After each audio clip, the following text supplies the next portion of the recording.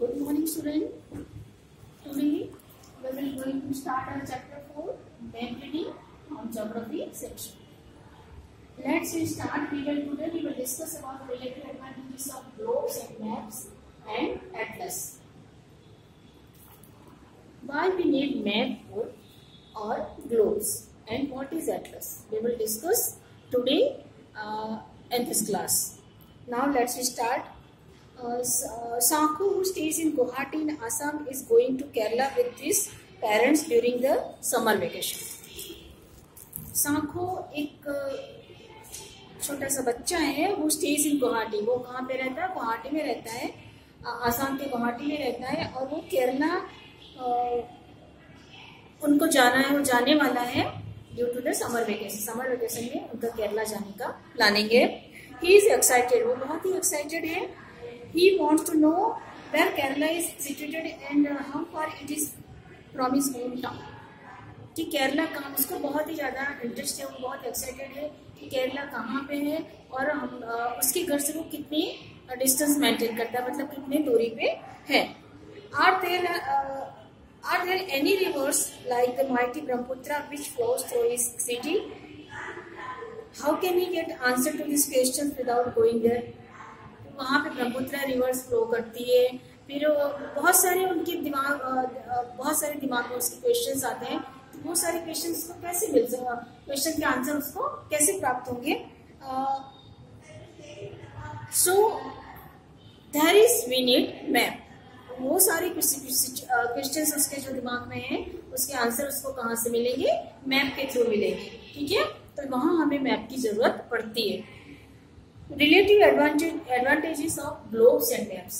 Globes, you have to see globe है ना in previous classes, and maps also. Globe is in a spherical shape. This is your globe and this is your map. Okay, you can see globe and in figure number 4.1. This is the shape of globe and this is your map.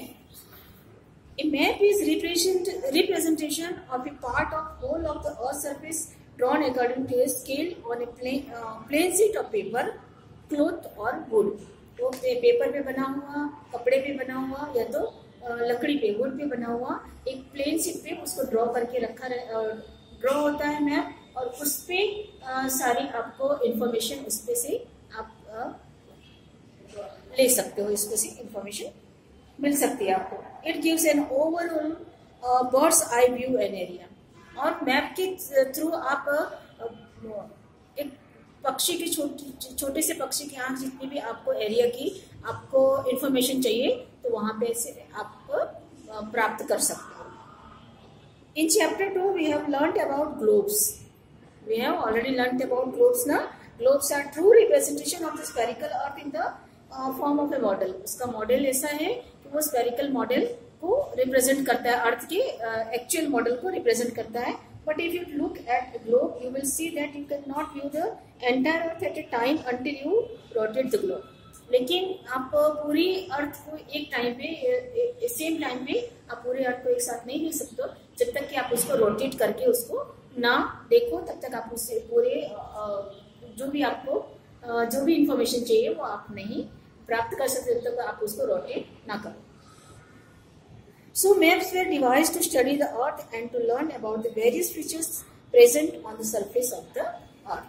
Now, cartography.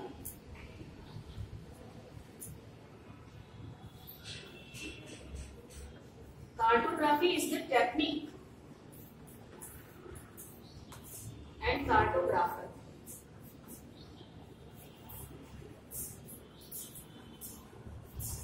Cartography is a technique how to draw maps. ना map को कैसे draw करना है, कैसे उसमें क्या क्या उसमें कैसे इंफॉर्मेशन कहाँ पे क्या चीजें हैं, उसकी टेक्निक कहाँ से किस टेक्निक को यूज करके आप उसको ड्रॉ करेंगे वो कार्टोग्राफी है. एंड वो करने वाला, उसको यूटिलाइज करने वाला जो पर्सन होता है उसको कार्टोग्राफर या जियोग्राफर कहा जाता है. ठीक है, तो cartography is the art and science of drawing maps. It is the technique of map making, map बनाने की टेक्निक है cartograph. But a cartographer is a geographer who draws the map with the help of mathematical calculations and sophisticated computer equipments.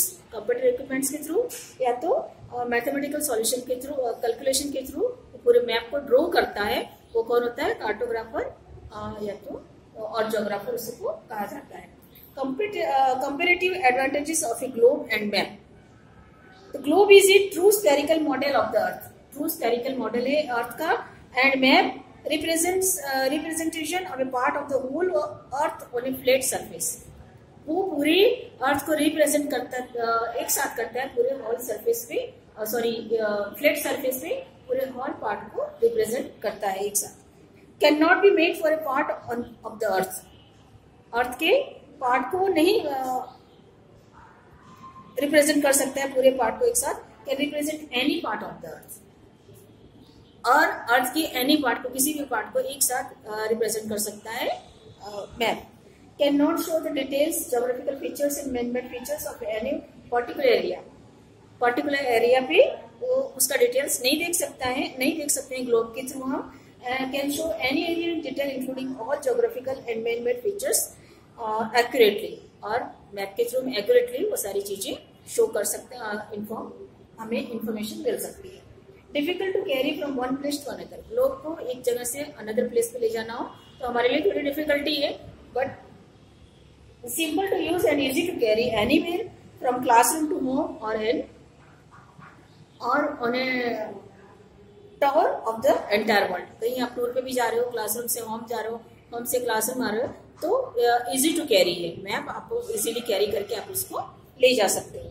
Give a true clear idea about the true shape and relative size of continents and oceans.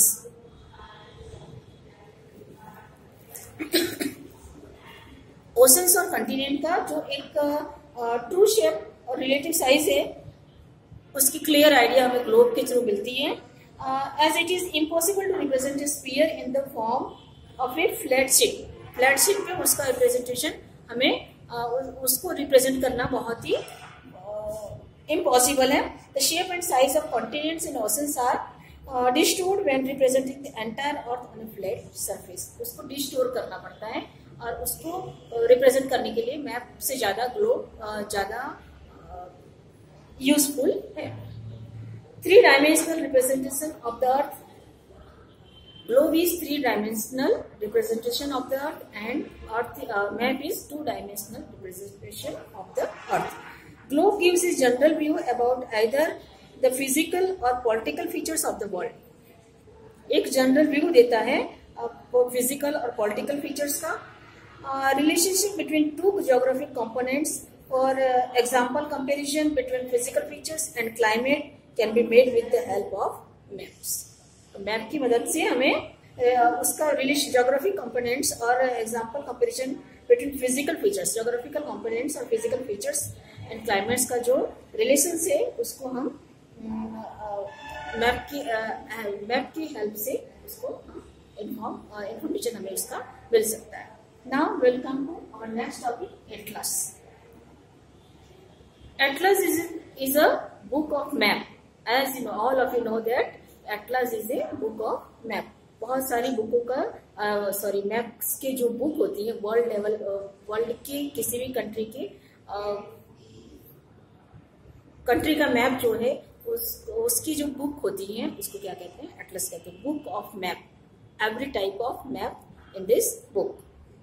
An atlas is a book of maps. It is a collection of maps covering the entire world.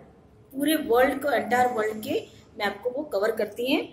The physical and political features of the world as well as individual countries are presented through maps. Maps के through political और physical features all over the world का हम उसको present करता है. Some maps are based on themes such as climate, wildlife, resources and certain population.